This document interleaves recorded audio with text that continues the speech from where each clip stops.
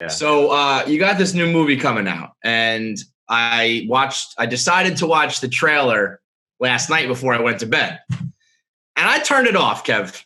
I got to be honest. I think in my older years, I'm getting a little soft when it comes to movies. But that movie looks fucking creepy, man.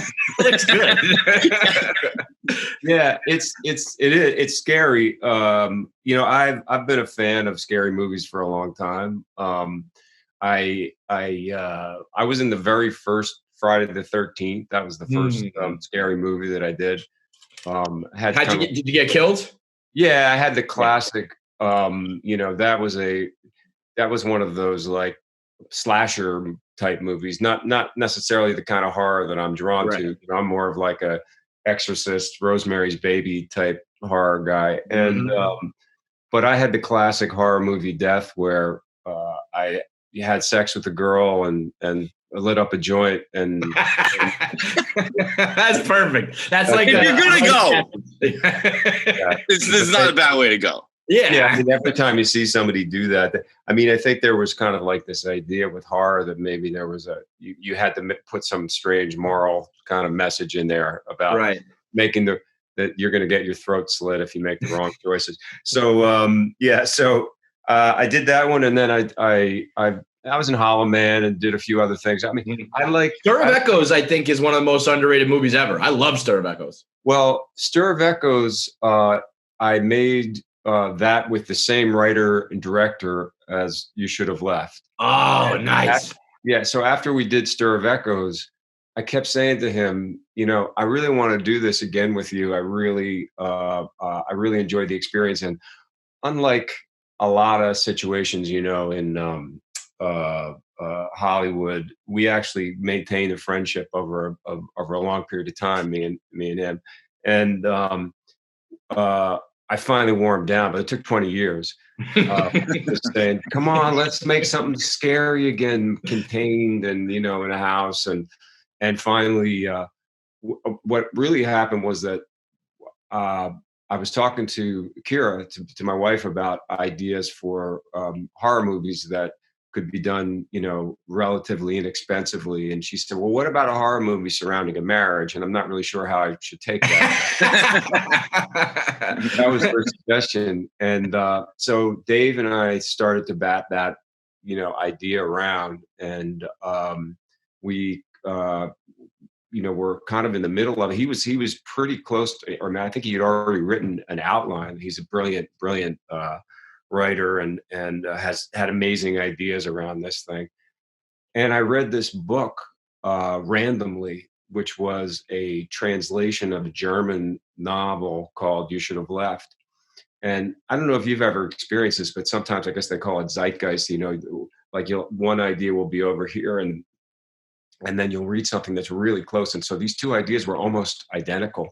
So I said, David, I think we should see if we can get in touch with the writer of the book and see if we can, base our movie kind of on this book. And what a moment for that guy, huh? Like all these years later, just gets a call from Kevin Bacon and like, can we make it into a movie? Yeah, well, he's had other movies made into German films before.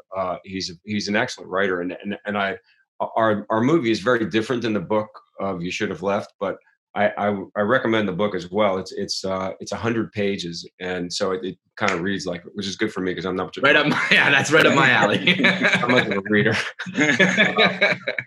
But it was really we really enjoyed making the movie, and we're very, very proud of it. It works. Now let's take the movie out of it, right? Let's say Kevin Bacon and the family are on vacation and they're staying at a house.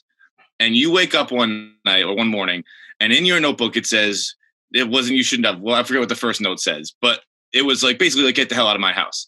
Do you leave, or do you stick around and try and figure out why the house is talking to you?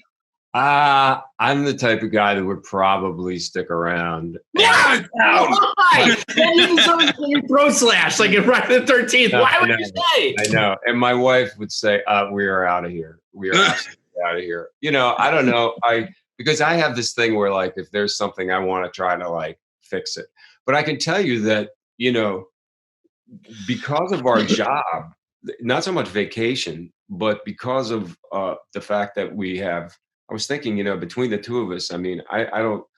We've almost worked in almost every state in the union, Mhm. because you do a lot of work in LA and in New York, but we've been at this a long time, and a lot of times we're in rented houses in very, very kind of like, small towns or big towns or whatever, but they're and there's something about going into a place where a family has moved out of in order to, make the money on you renting it. It can be very strange. And in fact, David, really focused on in the movie, and there's a wall where there's just hooks for pictures. All the pictures have been taken down because people, are taking away anything personal that's in the house. And there's always one closet that has a lock on it, and Mhm. they Yeah. put all their own personal shit. And it's just it's like there's a very strange thing about that. We've experienced that exact same thing. In fact, when I was when I went to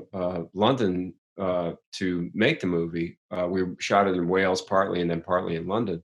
I moved into this flat, and sure enough, there was a wall of hooks, and I took a picture of it and sent it to David and said, "You were right on the money with this."